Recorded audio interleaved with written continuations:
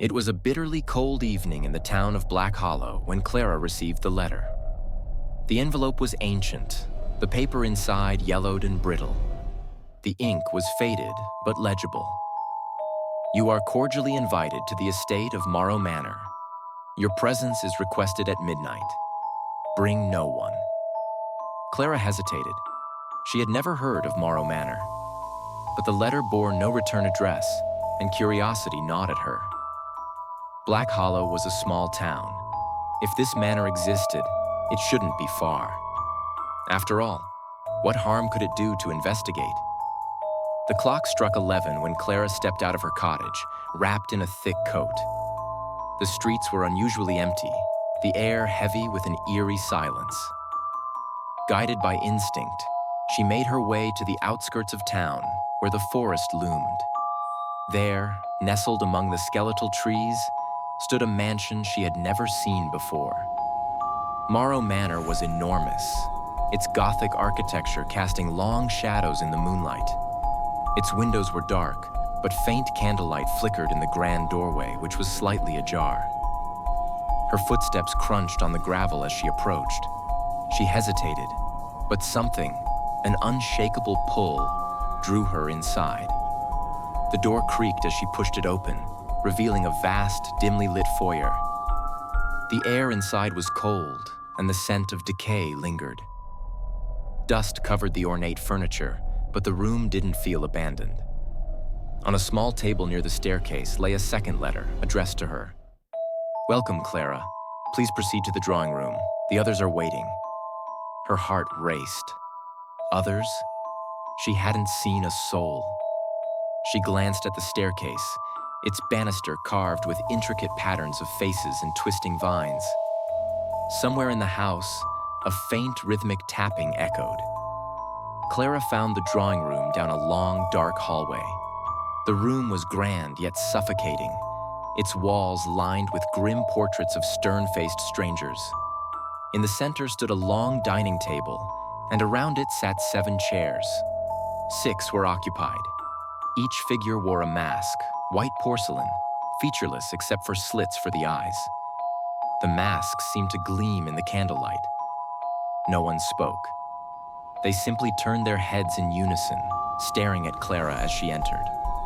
The 7th chair at the head of the table was empty. "Who are you?" Clara asked, her voice trembling.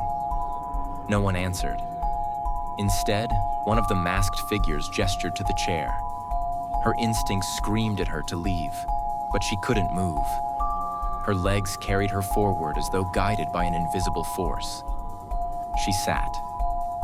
As soon as she did, the room shifted. The air grew heavier. The shadows in the corners deepened, and the candle flames flickered violently. The figure directly across from Clara leaned forward and removed their mask. Beneath it was no face, just a void, endless and black, like staring into a starless sky.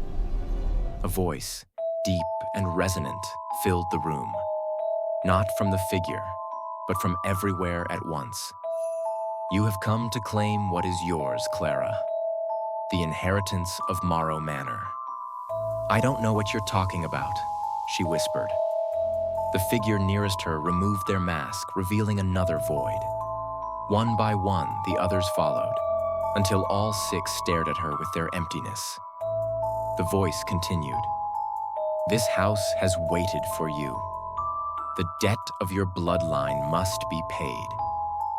Clara tried to stand, but the chair seemed to grip her, holding her in place. The shadows from the corners of the room began to move, slithering across the floor toward her. "What debt? I don't owe anything," she screamed. "You do not, but your ancestors did. They sealed a bargain here long ago, and the price is you." The shadows climbed up the walls, blotting out the candlelight. The room was plunging into darkness, and with it, a chorus of whispers grew louder. Words she couldn't understand, voices she couldn't place. In desperation, Clara reached for the mask nearest her and placed it on her face. The whispers stopped instantly. The darkness froze, and for a moment, there was silence. Then she saw it. Through the slits of the mask, the world appeared different. The shadows were alive, writhing and watching. The faces in the portraits were no longer paintings, but real, their eyes following her. Clara tore the mask off and threw it across the room.